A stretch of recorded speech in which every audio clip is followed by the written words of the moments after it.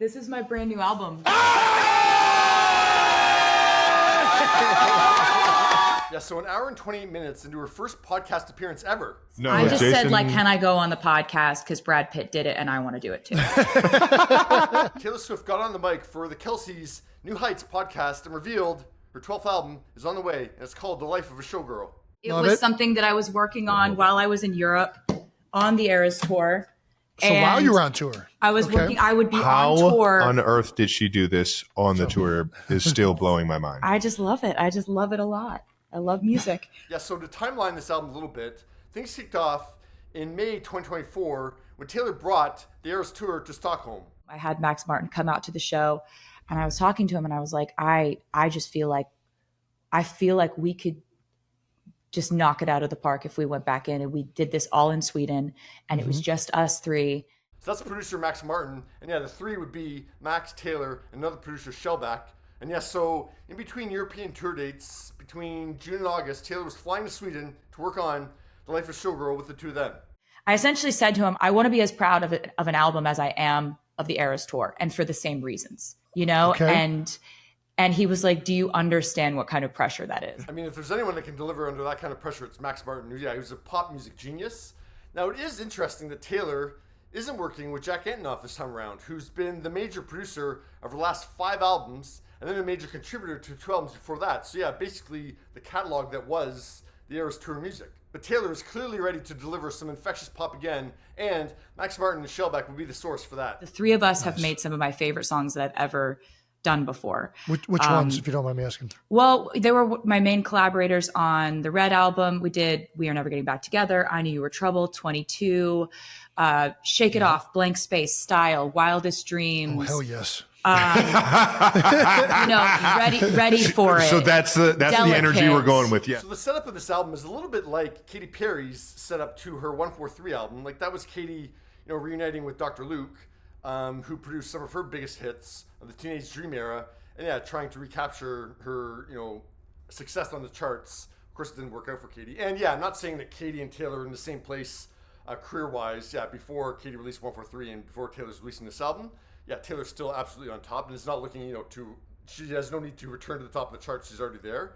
But it is interesting. Yeah, they're both reuniting with their past collaborators to get back to that infectious pop sound. Katy's album didn't work at all, but I have much higher hopes for Taylor's The Life of a Showgirl. We knew that we had to bring the best ideas we've ever had. Yeah.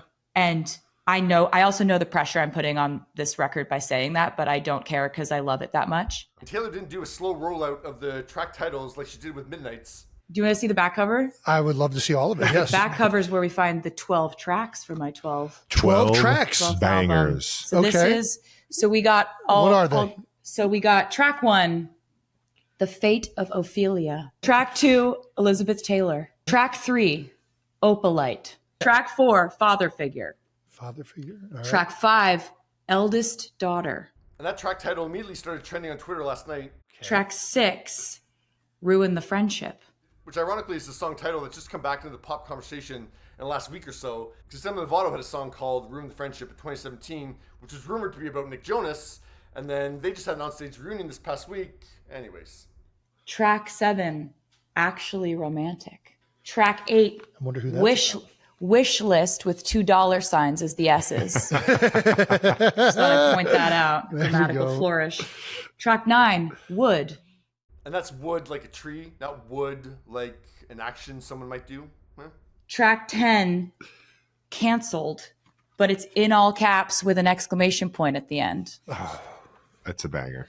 Track 11, Honey. Honey. And can you do drum roll? Last track, track 12, the title track, The Life of a Showgirl, featuring Sabrina Carpenter. Sabrina Carpenter!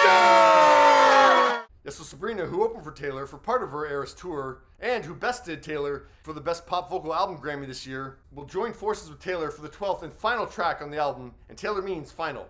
There's no other songs coming. It's not like with Torture Poets Department, I was like, here's a data dump of everything I've thought, felt, There's a lot of songs on that one. in 2 or 3 years. Here's 31 songs. This is 12.